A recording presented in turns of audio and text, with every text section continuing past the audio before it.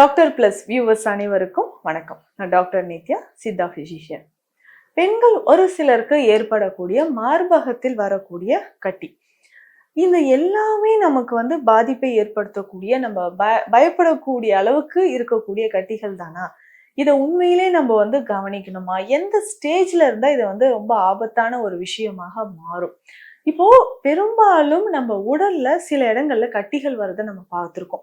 இது ஆபத்தான கட்டிகளோ இல்ல பினைன் டியூமர் அப்படின்னு சொல்றோம். ஸோ இந்த மாதிரியான ஆபத்தான விஷயங்களாக இருக்கும்போது இதை எப்படி நம்ம கையாளலாம்? எல்லாமே ஆபத்தை தரக்கூடிய புற்றுநோய் செல்கள் வளர்ச்சி, அதனால வரக்கூடிய டியூமர்ஸா அப்படின்னு பார்த்துக்கணும்.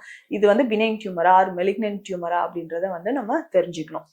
இதற்கு ஏற்ற மாதிரி நம்ம சிகிச்சை முறைகளை ஃபாலோ பண்ணும்போது அதற்கான சிகிச்சைகள் சித்த மருத்துவத்துல இருக்கு. நம்ம உடல்ல கட்டிகள் அப்படின்னு சொல்றது எந்த உறுப்புல வேணாலும் வரலாம்.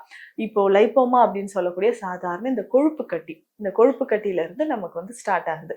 சாதாரண கொழுப்பு கட்டியா இருக்கலாம், இல்ல லிம்ஃப் நோட்ஸ்ல ஏற்படக்கூடிய கட்டிகள், ஸோ லிம்ஃப் அடினோபதி அப்படின்னு சொல்ற கண்டிஷன், இல்ல உடல் உள்ளுறுப்புகள்லையோ இல்ல நரம்பு தொடர்பான கட்டிகளோ, நியூரோஃபைப்ரோமா அப்படின்னு சொல்லுவோம். இந்த மாதிரியான பிரச்சனைகளோ நம்ம உடல்ல நிறைய ஏற்படுறத பார்க்குறோம்.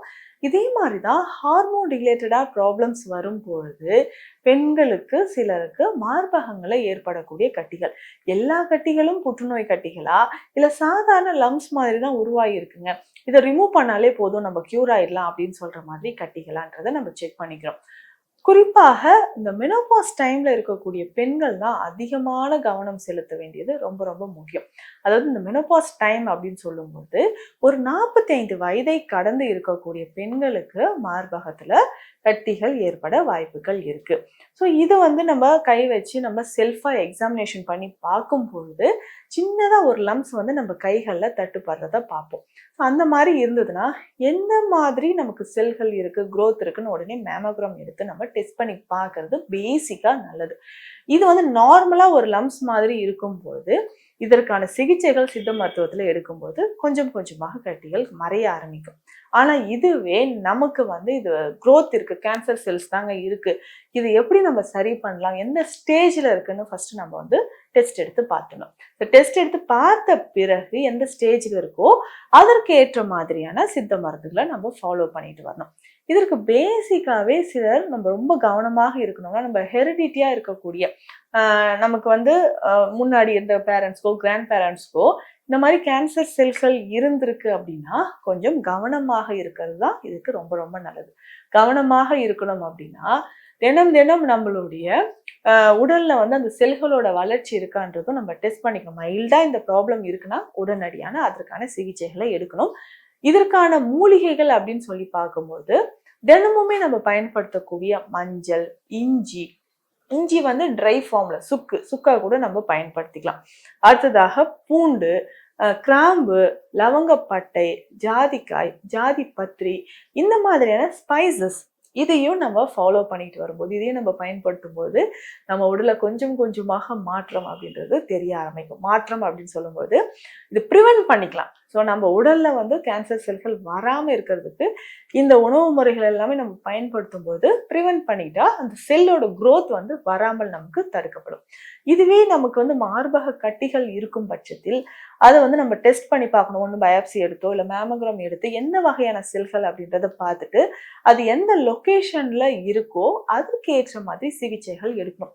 இதுக்கு பொதுவாக சித்த மருத்துவத்தில் பார்த்தோம்னா வெண்கொடிவேலி, இந்த கொடிவேலி சார்ந்த மருந்துகளை நம்ம பயன்படுத்துறோம்.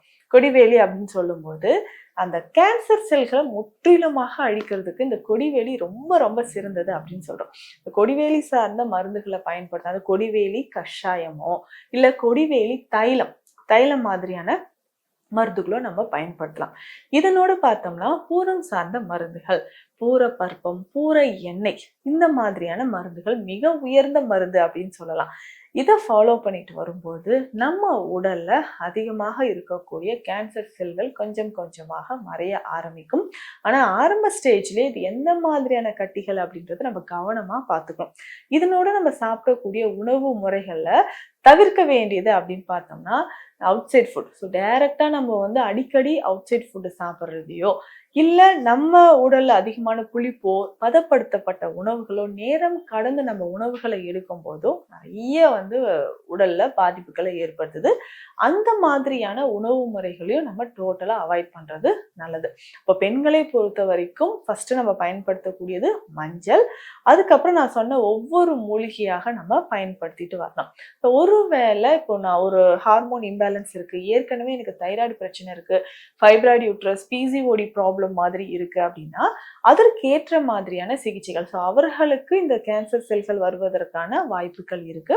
அதை தடுக்கிறதுக்கான வழிமுறைகளை நம்ம ஃபாலோ பண்ணிக்கணும்.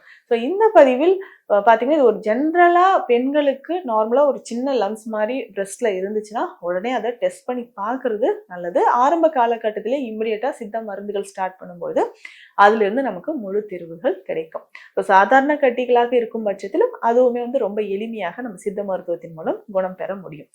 மீண்டும் அடுத்த பதிவில் சந்திக்கலாம். நன்றி.